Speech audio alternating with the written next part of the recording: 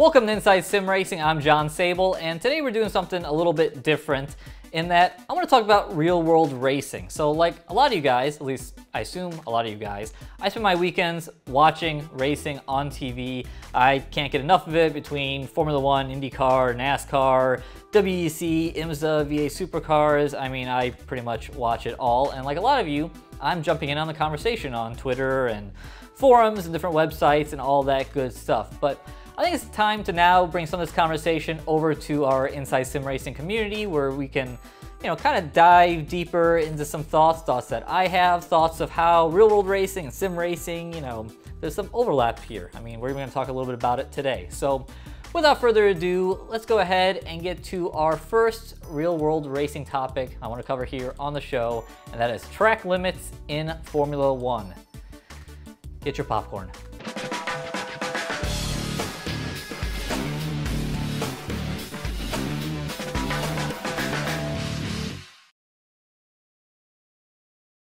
So if you watched the Formula One USGP this past weekend, you entirely know why we're here talking about track limits, and that is on the last lap, Max Verstappen tried to overtake Kimi Räikkönen for third position. Looked like he did, but in further replay, it showed that he went outside the track racing surface, which is defined by white lines on each side of the track, and is always kind of confusing because so many of the FIA certified tracks these days, including Circuit of the Americas, is all a bunch of parking lots that they draw and paint lines around and want these guys to stay inside. So it's very confusing. But there's fair arguments on both sides, in my opinion.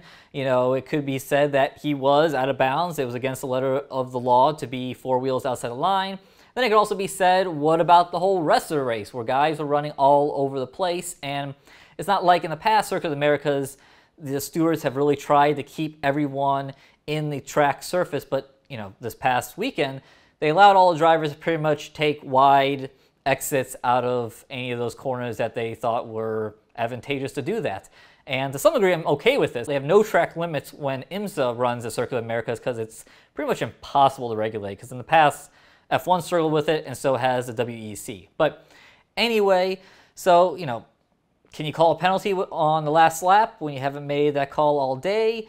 It could also be said, Mario Andretti brought this up on Twitter, that, Verstappen didn't really have anywhere to go. Raikkonen was making the triple apex you have there in a turn 16, 17, 18 corner, and, maybe would have hit him if he didn't go off track. And that could be true in real time. And then, there's also something to be said about maybe Max shouldn't have been there. But, we've gotten used to Max making those moves. I honestly thought he was going to wait until turn 19 or 20. I thought that would be the smarter way to go. But then again, this is Max Verstappen and he likes to dive on in there. But either way, it brings up a long-running conversation in Formula One and other forms of racing, but more in Formula One because they only run on FIA tracks, where other series tends to, run on FIA tracks and also run on non-certified tracks. But Formula One, they've had this track limits issues for a number of years, and it's time for a solution. And I think there are two solutions out there, and the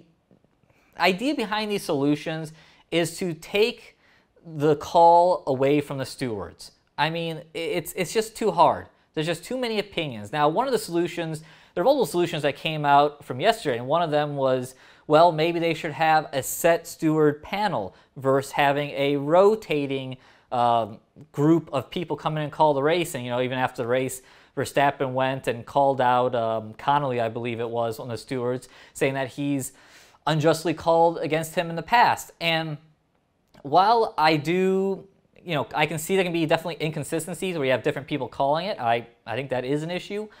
What's to say that if you get a permanent three-member group, that those people won't go and get different styles, or maybe one is more willing to make calls, one's a little less. There's still inconsistencies and different, opinions that can be an issue there, even if you do have the same three stewards doing that. And some drivers can feel like they're getting ruled against unfairly. So I think the only solution to this is to take it out of the hands of the stewards. And not just having the stewards say, we're going to be more hands-off, because obviously in this situation, that has not worked. So I think there are two solutions. One, I'm definitely more in favor than the other. First one that I'm not as much in favor of, but I can't believe it really hasn't been explored further, are going and putting sensors around the tracks. Now, in summer of last year at Hungary, they went and they installed some sensors, and they were trying to keep track limits with those sensors at Hungary. And then there was also talk later in the summer last year about a couple sensors at Spa that's going to be more for the stewards to go and monitor sector times and things like that, to see if they have like a real advantage going through Raidillon and things like that at Spa. And that's nice, but I think F1 really needs to make this like tennis.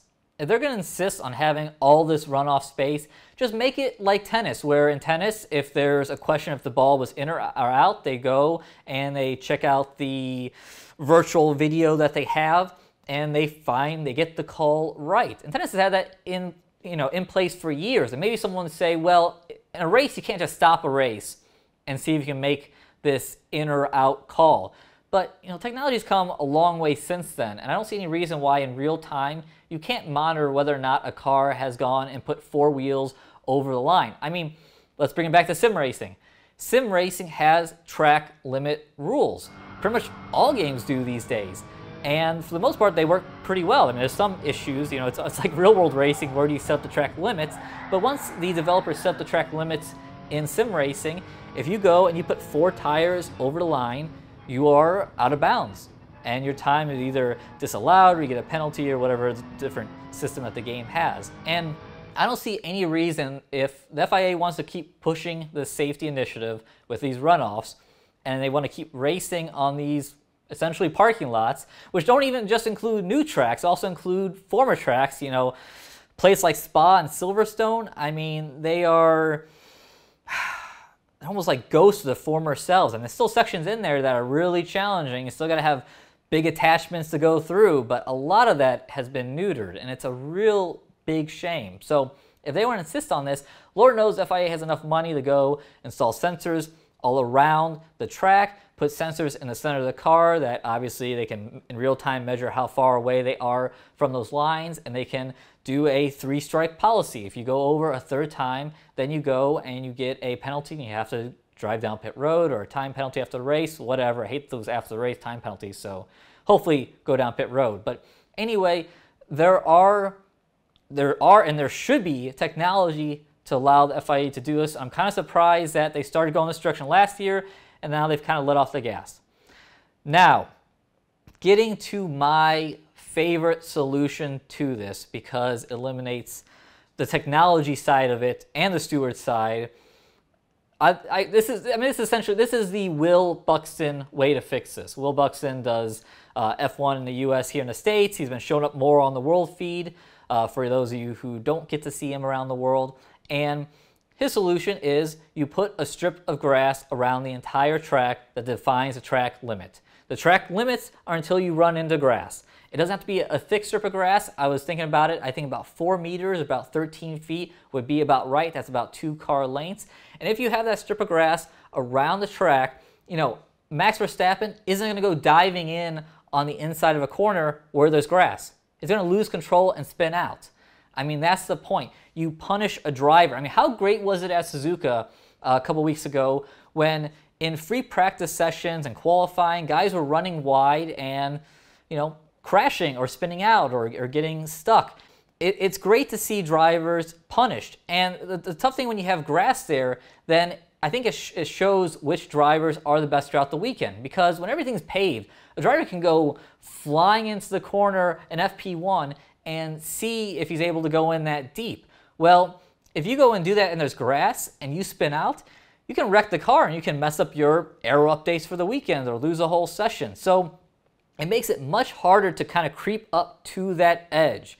And you have to, probably do it more slowly. So what it does is it separates the good drivers from the bad drivers. The good drivers are able to creep up to that edge but not go over it. And the guys who are just too afraid to give that extra bit, because if they go too much, they're going to hit the grass, they're going to spin out, and they're going to wreck. So, I mean, it's just so nice when you go to tracks. I mean, and that's kind of the crazy thing. It's not like the schedule doesn't have these tracks. Suzuka, Australia, Montreal, all tracks that have grass that will punish you. Besides that, the rest of it, I feel like, is either new tracks that's all run off like Circuit Americas, or these old classic ones that have just been ruined like Spa and Silverstone.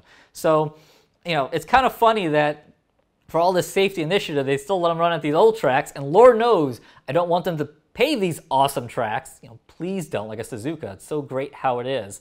But it's kind of funny they still allow this, but then they run on these other ones. So the grass is the way to go. Now, the reason why there isn't grass, because you get in the grass, you spin out, you lose control, there's no way to stop the car, you go flying off into the wall. That's dangerous. Sure.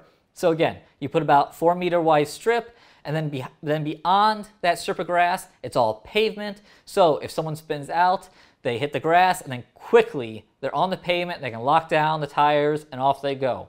But this will make it so when cars run wide in a racing situation, there's no punishment. There's no turn 1 of Circuit Americas where everyone just goes running off and it's no big deal, or turn 19. Now there's some punishment because you're going to hit that grass, which is going to make your car really unstable, and you have to catch it.